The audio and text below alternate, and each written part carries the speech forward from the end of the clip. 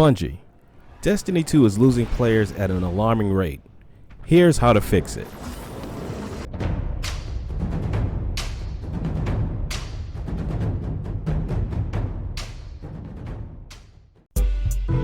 With there only being a few weeks left in the current season, it's a good time to reflect on what could have been and what should be going forward. Kind of a wish list of sorts. Bungie needs to pay a fair amount of attention to its dwindling player base. This game was built on story, mystery, and intrigue. We just had the Telesto debacle, and that energized the community in a way we haven't seen in ages. No matter what side you fell on, whether you liked it or were indifferent, it got your attention. Bungie should see the clear message sent by the community in this red herring of an anti-event. Your players, your community, are clamoring for that mystery again. It's one of the things that enamored people to this game. Stop chasing that Sony bag for a minute and take some time to listen to the actual players of the game. Destiny came out on September 11th, 2014, and 3 years later, Destiny 2 dropped.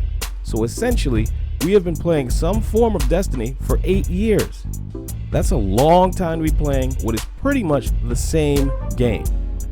Destiny became free to play on October 1st, 2019, and began utilizing the games as a service model under new light. In contrast, Bungie introduced us to Halo Combat Evolved on November 15th, 2001, and with Halo Reach in 2011. And after a 10-year run, they stopped producing the iconic franchise, and 343 Studios took over the helm. Call of Duty came out on October 29th, 2003, and the COD franchise just released Modern Warfare 2 a couple of weeks ago at the time of this recording. That's 19 years and still counting. The reason I make these comparisons is simple. It's time for Bungie to either do something else, release their new IP, or finally Destiny 3.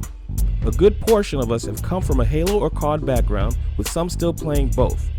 For arguably better or worse, the COD franchise has continually refreshed their franchise with new iterations every few years. Bungie, however, holds on to their franchises for a considerably longer time. Granted, they do update Destiny 2 with seasonal content, but is that inherently better at this point in the life cycle of the game?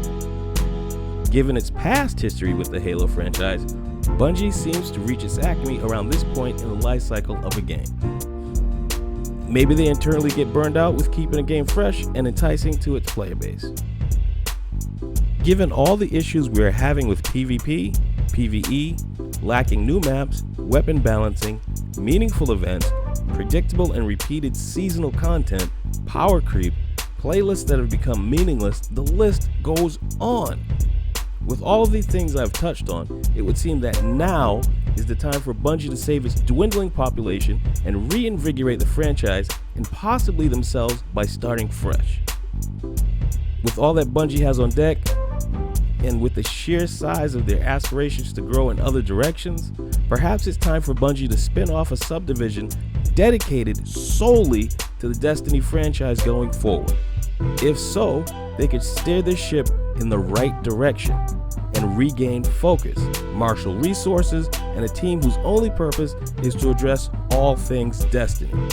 Keep those developers, storytellers, lore historians, map makers, gun balancers, models, on task and intact. Don't shuffle them from one IP project to the next. You have enough resources with your Sony backing to do so. It's time for solutions, not divisiveness. The community is fracturing and dwindling faster than you think.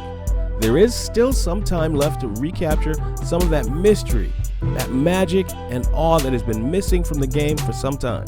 Stop taking your community for granted. We're listening. Please remember to like, share, and subscribe for more awesome content.